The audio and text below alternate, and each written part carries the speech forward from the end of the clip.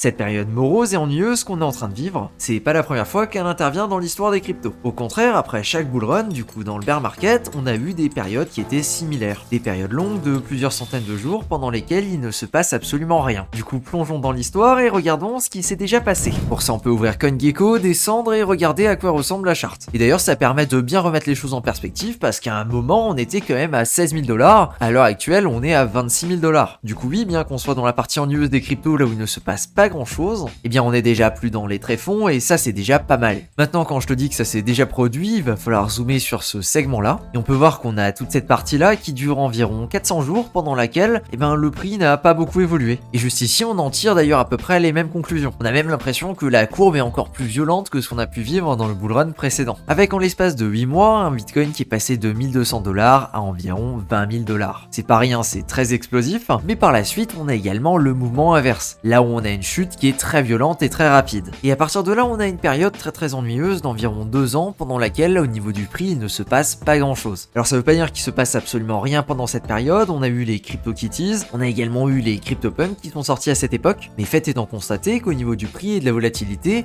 c'est quand même plutôt l'ennui. Prenons maintenant la partie de la courbe qui nous intéresse le plus, c'est-à-dire la partie la plus récente. Et on observe à peu près la même chose. On a une chute assez violente qui va se passer assez rapidement, et ensuite on va avoir toute une période pendant laquelle il va pas se passer grand chose, on va vraiment s'emmerder. Va pas y avoir de volatilité et le prix va pas beaucoup évoluer. Hormis si on prend en compte les extrêmes ainsi que les jours pendant lesquels on a eu pas mal de volatilité. Et bien qu'il y ait des développements plutôt sympathiques au niveau de la tech, que ce soit le merge d'Ethereum, l'invention de la social fee, ou que sais-je encore que je n'ai pas eu sous mon radar, et bien malgré tout ça, le prix des cryptos principales, c'est-à-dire le Bitcoin et l'Ethereum, n'évolue pas. Et je parle même pas des altcoins qui sont saignées à blanc. Du coup non, c'est pas la première fois qu'on passe des centaines de jours dans le bear market crypto et qu'on s'emmerde sans avoir rien à faire. Même si cette fois-ci, on a peut-être un petit peu plus de choses à faire que lors du bear précédent, là où il s'amusait à faire du breeding de CryptoKitties et pour les plus motivés à acheter des CryptoPunks. Alors que pendant ce bear, nous on s'amuse plutôt à chasser les airdrops. L'idée de cette vidéo, elle a été inspirée par un tweet que j'ai lu hier et qui mentionnait qu'il y avait 2 types de capitulation. La capitulation au niveau du prix, du coup la période pendant laquelle le prix va diminuer fortement et rapidement, et la capitulation au niveau du temps, une période longue pendant laquelle il ne se passe pas grand chose et il n'y a pas vraiment de volatilité. Ce qui est typiquement la période dans laquelle on se trouve. Alors tu t'en doutes, ça fait quand même un petit peu light comme sujet de vidéo, mais j'ai quelque chose de plus à rajouter. Il y a un airdrop qui est tombé, c'est celui de Celestia. Celestia, du coup, une blockchain modulaire qui a levé 55 millions et qui fait partie de l'écosystème de Cosmos. La bonne nouvelle, c'est que même si t'as absolument pas interagi avec ce projet ou alors avec quoi que ce soit qui fonctionne avec Cosmos, tu peux quand même être éligible. En effet, il y a un critère qui sélectionne le top 50% des utilisateurs qui ont déjà utilisé tout ce qui est Layer 2. Attention cependant, la snapshot a été prise le 1er janvier 2023, donc oui, ça commence à dater. Donc tout ce que tu as fait depuis n'a pas été pris en compte et c'est vraiment quelque chose qui va venir rewarder les utilisateurs les plus anciens. Pour vérifier ton éligibilité, tu peux aller directement sur le site et connecter ton adresse MetaMask et tu verras si tu es éligible ou pas. Et si tu veux plus d'informations sur les critères qui ont été utilisés au niveau de la sélection, etc.,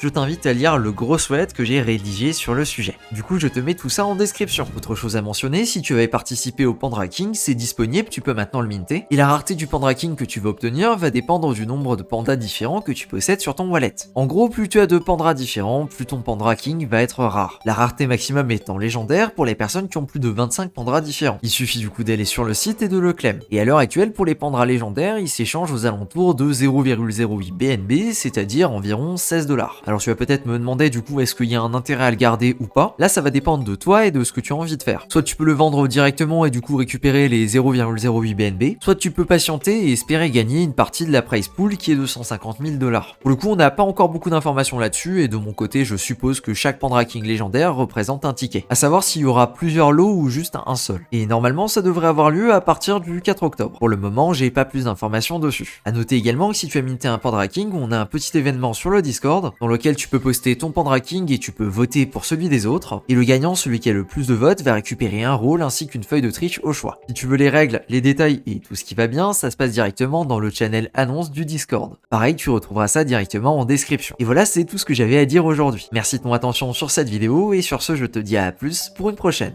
Ciao.